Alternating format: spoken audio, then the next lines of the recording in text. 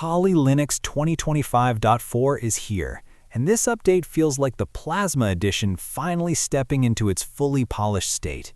KDE Plasma 6.5 is at the center of this release, backed by Kernel 6.16, improved Wayland performance, better virtual machine support, and a refreshed toolset that continues strengthening Kali's role as a professional penetration testing system. This isn't a flashy release, it's a mature one, tightening everything that matters for daily users of KDE. Let's start with the heart of the experience, KDE Plasma 6.5. This update rolls in multiple upstream changes at once, and the desktop immediately feels cleaner, smoother, and better integrated. Plasma has always been known for flexibility, but 6.5 takes that further with a refined tiling system. When you drag windows around now, the tiling suggestions appear more naturally. You can snap multiple windows into place, resize them more intelligently, and build your own mini workspace layout without installing any add-ons. For penetration testers juggling terminals, browsers, dashboards, and payload windows, this is the kind of improvement that saves actual minutes every day. Another major upgrade is the redesigned screenshot experience. Spectacle now offers an updated UI that lets you annotate, blur, crop, highlight, and mark screenshots directly without a round trip to another app. If you create reports, document workflows, or share findings, this small tool becomes a surprisingly powerful part of your daily kit. Clipboard handling also gets a lift. Plasma lets you pin clipboard items, and the history is easier to access from the panel. It might look like a small feature, but during active engagements, where commands and payloads rotate constantly, having a pinned clipboard item you can paste instantly keeps your workflow moving. One of the quiet but meaningful changes is fuzzy search in KRunner. You hit Alt plus space, type a term, even misspell it, Plasma still understands what you meant. This is the type of polish that you start depending on without realizing it. Now, the system-level improvements tell an even bigger story. Kali KDE has been on Wayland by default for several releases, and 2025.4 strengthens that decision by closing the remaining gaps that used to hold people back. Clipboard sharing in virtual machines, dynamic scaling, and smoother input handling, all of these now work properly across major hypervisors.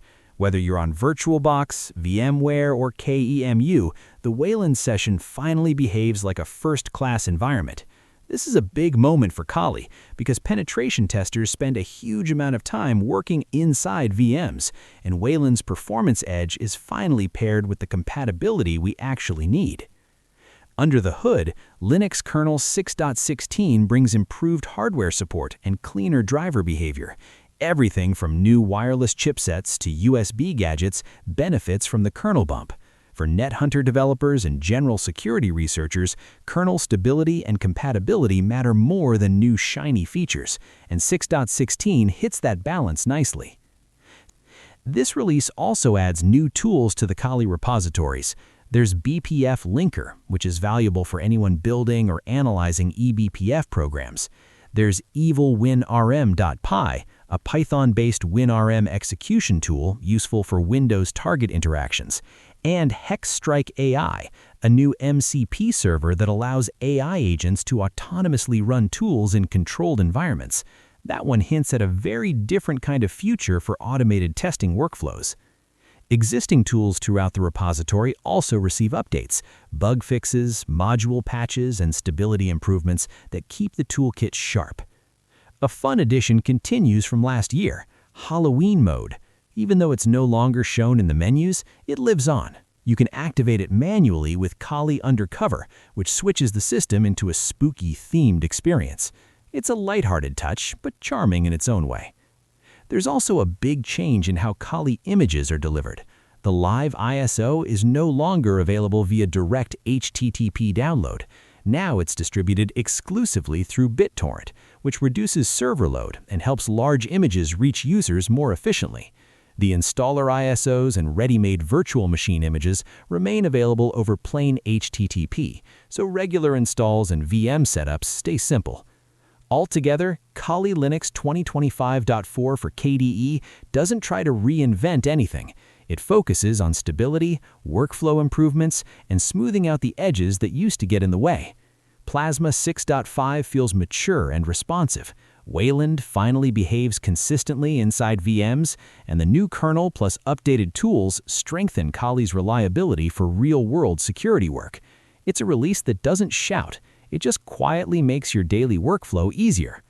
This is the kind of update that doesn't try to impress you with something huge. Instead, it makes everything you already do on Kali just a little faster, a little smoother, and a lot more polished.